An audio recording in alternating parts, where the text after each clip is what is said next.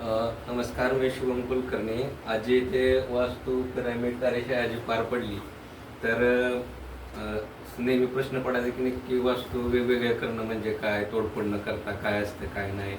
पण सरांनं ॲक्च्युली जे केलेलं काम आपल्याला दाखवलं, आपण इथं वरती स्वतःहून जे बघितलं आज सकाळपासून, ते मनातील सर्व शंका संपून गेल्या की बाबा नक्की काय करायचं. हा मुद्दा जो असतो तर तो सगळा मुद्दा मनातून नाहीसा झालेला आहे. आणि इथून थोडा असा कॉन्फिडन्स येऊ शकतोय की गावाकडे गेल्यानंतर एक 2-4 वाजताचे प्लॅन आहेत असे माझ्या यजमानांचे.